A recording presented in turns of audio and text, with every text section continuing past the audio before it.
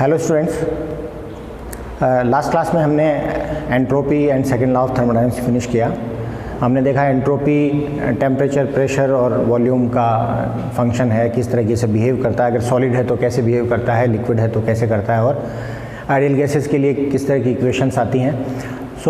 Entropy के बारे में पढ़ा, सेकंड लॉ के बारे में पढ़ा, और हमें समझ में आया कि अगर कोई स्पॉन्टेनियस प्रोसीजर है, जो ब्रह्मांड के जितने भी कार्य हैं वो स्पॉन्टेनियसली ऑटोमेटिकली हो रहे हैं, तो हर बार आपको कोई ना कोई एंट्रोपी या अव्यवस्था रिलीज़ होती है और वो लगातार बढ़ रही है। तो स्पॉन्टेनिटी के लिए इम्पोर्टेंट पार्ट ये है कि एंट्रोपी बढ़नी चाहिए। आज की क्लास में हम दो नई थर्मोडायनेमिक टर्म्स और देखेंगे। उन टर्म्स को हम देखें तो आप ऐसे ले सकते हैं, दैट इज़ x कोई पैरामीटर है, q हमारी हीट है, minus Ts।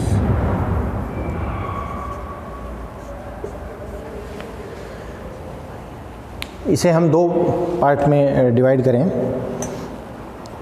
Eight constant temperature, at constant pressure. तो इसको हम लिख सकते हैं एट कांस्टेंट प्रेशर और at constant volume.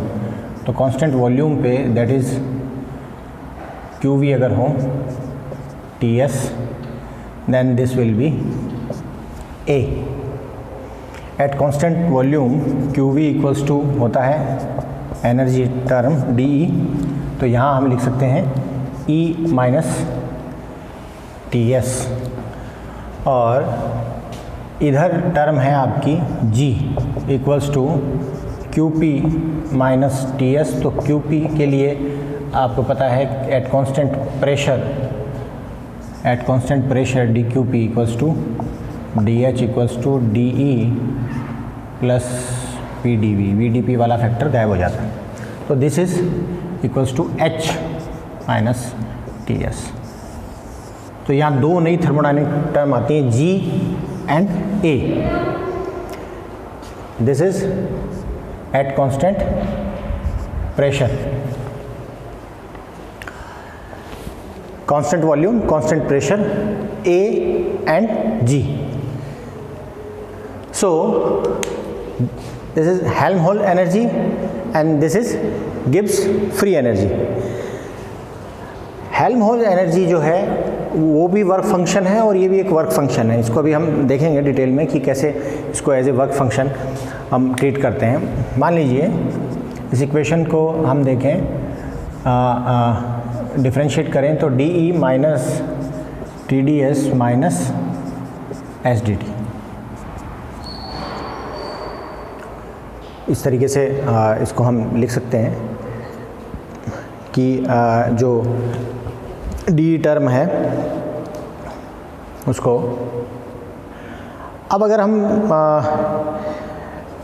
Eight constant temperature देखें, इसको एट कांस्टेंट टेम्परेचर देखें तो this is nothing but E minus TdS eight constant temperature. Temperature constant रखें तो ये फैक्टर है, और TdS is nothing but Q reversible,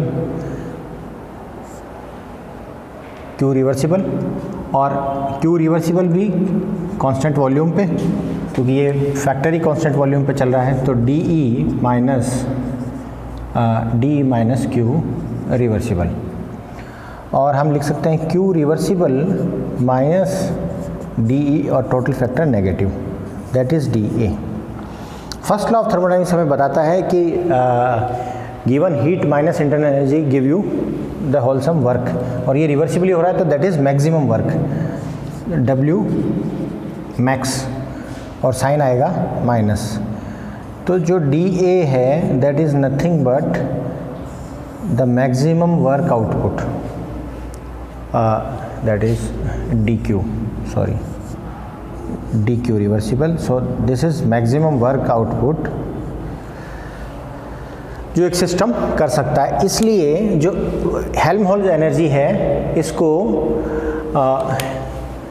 HELMHOLTZ, Helmholtz को वर्क फंक्शन भी कहते हैं, वर्क वर्क फंक्शन भी कहते हैं। और ये वर्क फंक्शन जो है ये हमें किसके बारे में जानकारी देता है? ये हमें जानकारी देता है मैक्सिमम वर्क के बारे में। ओके, सो जो हमारे पास जो टर्म आई, इसको आप अगर होलसम देखें तो हमारे पास जो टर्म आई वो हमें क्या बता रही है? हमें ये बता रही है कि कोई भी सिस्टम जो अधिकतम कार्य कर सकता है ना, वो उसकी नेगेटिव वर्क फंक्शन को बताता है। मतलब मैक्सिमम वो सिस्टम कितना कितनी energy as a work introduce कर सकता है वो बताता है DA, हेल्महोल्ट्ज़ एनर्जी। अब आप इस पार्ट पे आएँ तो H बराबर होता है E प्लस PV। पुट करें आप E plus PV minus TS, और हम लिख सकते हैं E माइनस TS की जगह हम लिख सकते हैं A प्लस PV, और ये सिस्टम है कांस्टेंट प्रेशर पे तो हम लिख सकते हैं DG equals to DA plus PdV। और जो DA है वो अभी हमने देखा that is minus DW max, maximum work, minus PdV work हो गया। ये प्लस का है, ये माइनस का है, तो ये जो बताएगा ये बताएगा that is give you difference. So अगर मैं माइनस साइन बाहर लूँ तो आप कह सकते हैं DW max, maximum work, minus PdV that is DG। ये होती है हमारी गिब्स फ्री एनर्जी। इसको फ्री एनर्जी कहा जाता है। This is also accountable for some specific work. Maximum work कितना हो सकता है सिस्टम को वो बताता है DA, तो ये हमें यहाँ मिला term maximum work. Second thing जो हमें यहाँ मिली दैट इज़ PdV। ये कौन सा वर्क है जो हम फर्स्ट ऑफ थर्मोडायनेमिक्स से अब तक पढ़ते हैं, जनरल क्लासिकल थर्मोडायनेमिक्स में हम इसी को फोकस करते हैं अभी तक, वो है प्रसार कार्य। तो प्रसार कार्य मीनिंगफुल वर्क नहीं है, प्रसार कार्य वो कार्य है जो सिस्टम में हीट एक्सचेंज के दौरान होता है। बाउंड्री पे पुश लगता है, बाउंड्री अंदर जाती है, बाहर जाती है, तो कहने का मीनिंग ये वो कार्य है जो सिस्टम के मॉलिक्यूल्स की बाउंड्री पे कोलिजन की वजह से क्रिएट होता है। तो अगर टोटल वर्क में से वो वर्क निकाल दें तो जो बचा वर्क है दैट इज़ वर्क मीनिंगफुल, वो काम का कार्य है। मतलब हम उससे कोई रिएक्शन करवाना चाह रहे हैं या कोई स्पेसिफिक वर्क जो सिस्टम कर सकता है, जो डिज़ायर्ड वर्क है, उस वो बचता है, जो फैक्टर बचता है वो बचता है फॉर डिज़ायर्ड वर्क या मीनिंगफुल वर्क। तो delta G is accountable for meaningful work. तो और ये देखिए आप टोटल वर्क जो है, टोटल वर्क है वो PdV वर्क से बड़ा ही होगा, क्योंकि टोटल वर्क में PdV भी इनकॉर्पोरेटेड है। उसके अलावा भी जो काम सिस्टम कर सकता है, तो ये वैल्यू ऑलवेज क्या आएगी, अंदर वाली वैल्यू ऑलवेज पॉजिटिव आएगी, और बाहर साइन माइनस का है। तो अगर कोई काम अपने आप हो रहा है तो delta G must be negative. अगर कोई कार्य अपने आप हो रहा है तो delta G must be negative. अपने आप होने का मतलब स्पॉन्टेनियस है, स्वतः प्रक्रम है, तो स्वतः प्रक्रम के लिए डेल्टा G क्या होना चाहिए, नेगेटिव होना चाहिए। आप इस टर्म को थोड़ा अलग तरीके से देखें तो मैं एट कांस्टेंट टेम्परेचर बात करूं तो delta G equals to DG equals to DH minus TdS। तो DH एंथैल्पी, मान लो कोई रिएक्शन की बात करें, हम केमिस्ट्री के एस्पेक्ट में कोई रिएक्शन की बात करें तो रिएक्टेंट और प्रोडक्ट का difference that is, and this is temperature into entropy function. तो जो सेकंड लॉ ऑफ थर्मोडायनेमिक्स में हमने देखा कि entropy of universe is regularly increasing, that's why we may consider that entropy change is always positive. Increasing बढ़ रहा है तो S2 जो होगा स्टेट सेकंड में, मतलब कोई स्पॉन्टेनियस चेंज हुआ है तो S1 से S2 ऑलवेज बड़ा ही होगा। क्योंकि लॉ ये कहता है कि एंट्रोपी लगातार बढ़ रही है, तो सेकंड की वैल्यू बड़ी होगी तो सेकंड माइनस फर्स्ट निकालेंगे तो वैल्यू आपको ऑलवेज क्या मिलेगी, पॉजिटिव मिलेगी। तो फॉर स्पॉन्टेनिटी इन जनरल जो अब तक पढ़ा है उसके हिसाब से एंट्रोपी क्या होगी, पॉजिटिव। तो ये term positive. Temperature always positive होता है। मिनिमम टेम्परेचर क्या होता है? 0 केल्विन, वो जो कि आज तक अचीव नहीं हुआ। तो जो भी वैल्यू होगी टेम्परेचर की वो इससे बड़ी होगी, तो वो ऑलवेज क्या होगी? पॉजिटिव। तो this whole quantity become negative if system is spontaneous. Now देखें आप, डेल्टा एच को हमने जब थर्मोकेमिस्ट्री पढ़ी थी तब समझा था कि 3 चीज़ें हो सकती हैं एनर्जी प्रोफाइल में। एक ये हो सकता है, एक ये हो सकता है, और तीसरा बहुत ही स्पेसिफिक है कि दोनों की एनर्जी क्या हो? बराबर हो। तो जो फर्स्ट प्लॉट है ये बता रहा है एक्सोथर्मिक हीट निकली है, दूसरा बता रहा है एंडोथर्मिक और थर्मोन्यूट्रल। तो थर्मोन्यूट्रल और एंडोथर्मिक रिएक्शन की अगर बात करें तो ये जो डेल्टा एच है ये तो क्या आएगा? डेल्टा एच पॉजिटिव आएगा। एंडोथर्मिक में डेल्टा एच उस क्या होगा? फाइनल की जो एनर्जी है वो इनिशियल की एनर्जी से ज़्यादा होगी। एक्सोथर्मिक की फाइनल की एनर्जी कम होगी और इनिशियल, देखो इनिशियल ये है एनर्जी लेवल, इधर एनर्जी, तो ये एनर्जी इससे बड़ी है, तो फाइनल माइनस इनिशियल। तो एक्सोथर्मिक अगर आप देखें तो ये वैल्यू क्या होगी? नेगेटिव। तो for exothermic reaction delta G in general, delta G क्या होना चाहिए? नेगेटिव। तो स्पॉन्टेनियस है।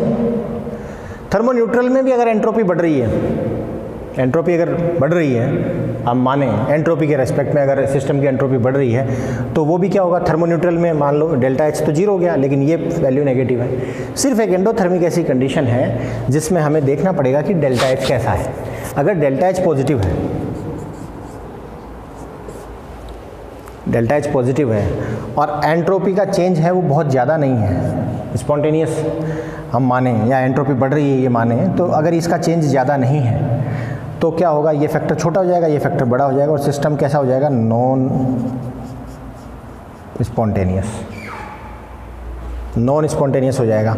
लेकिन अगर एंट्रोपी चेंज जो है वो सफिशिएंट है, सफिशिएंटली लार्ज है, तो ये फैक्टर क्या रहेगा?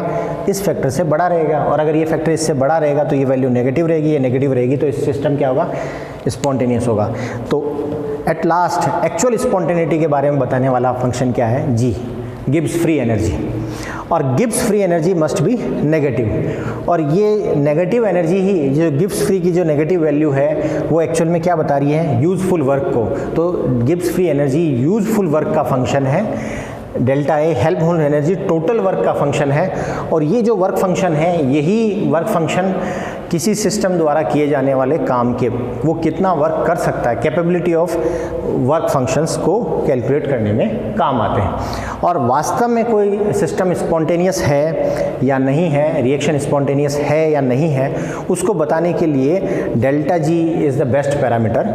डेल्टा जी अगर नेगेटिव होगा तो सिस्टम ऑलवेज स्पॉन्टेनियस होगा, चाहे एंट्रोपी पॉजिटिव हो या नेगेटिव हो। मान लीजिए सिस्टम एक्सोथर्मिक है लेकिन एंट्रोपी क्या है आपकी?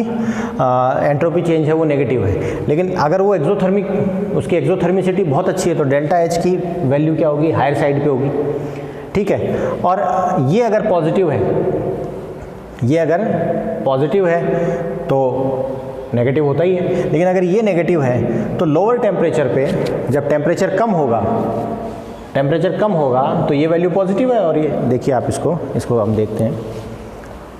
मान लीजिए सिस्टम एक्सोथर्मिक है, एक्सोथर्मिक है तो ये नेगेटिव है, और हमें ये मिला कि एंट्रोपी घट रही है, एंट्रोपी लॉस हो रहा है। एंट्रोपी नेगेटिव होगी तो TdS ये वैल्यू जो होगी वो TdS ये नेगेटिव और बाहर नेगेटिव, तो ये क्या हो जाएगी? पॉजिटिव। तो ये फैक्टर पॉजिटिव हो गया, ये फैक्टर नेगेटिव हो गया। Positive minus negative, positive minus negative आप देखेंगे तो वैल्यू डिपेंड करेगी कि ये फैक्टर बड़ा है या छोटा है। तो ये फैक्टर बड़ा कब होगा? ये फैक्टर बड़ा तब होगा जब टेम्परेचर हाई है। हाई टेम्परेचर पे ये फैक्टर बड़ा होगा, और लो टेम्परेचर पे ये फैक्टर, टेम्परेचर हाई होगा तो पॉजिटिव फैक्टर बड़ा हो जाएगा। पॉजिटिव फैक्टर बड़ा हो जाएगा तो H के कंपैरिजन में ये बड़ा होने की वजह से टोटल गिब्स फ्री एनर्जी क्या आ जाएगी? पॉजिटिव आ जाएगी, और सिस्टम की स्पॉन्टेनिटी लॉस हो जाएगी। लेकिन जैसे आप टेम्परेचर डाउन करेंगे जैसे टेम्परेचर कम करेंगे तो क्या होगा कि जिनकी डेल्टा एस नेगेटिव है, डी एस जिनका नेगेटिव है, उनमें भी लोअर टेम्परेचर पे ये फैक्टर इंपॉर्टेंट होने के कारण क्या आ जाती है, स्पॉन्टेनिटी आ जाती है, क्योंकि वहाँ डेल्टा एच की नेगेटिव वैल्यू है वो लो टेम्परेचर पे ये डोमिनेट करेगा, ये डोमिनेट करेगा तो टोटल डेल्टा जी क्या आ जाएगा, नेगेटिव आ जाएगा, और टोटल डेल्टा जी नेगेटिव आ जाएगा तो आपका सिस्टम क्या हो जाएगा, स्पॉन्टेनियस हो जाएगा। So now we have introduced two new terms, Helmholtz energy and Gibbs free energy, और ये दोनों टर्म्स हैं वो नेक्स्ट क्लासेस में इनको हम और डिटेल में देखेंगे। साथ में हम देखेंगे मैक्सवेल रिलेशंस, मैक्सवेल कोरिलेशंस। जो मैक्सवेल कोरिलेशन है उनको अगर हम यूज़ करें तो जो पिछली दो क्लासेस में हमने पिछली दो क्लासेस में हमने डेराइव किया, entropy as a function of temperature and pressure and entropy as a function of temperature and volume, उनको आप विद इन 4 स्टेप सॉल्व कर सकते हैं। तो मैक्सवेल के बेसिक 4 रिलेशन हैं वो बहुत इंपॉर्टेंट है, but without introduction of Helmholtz energy and Gibbs free energy we can't reach up to these correlations, that's why we have discussed this, और नेक्स्ट क्लासेस में हम इनको और इलैबोरेट करेंगे। Okay, thank you.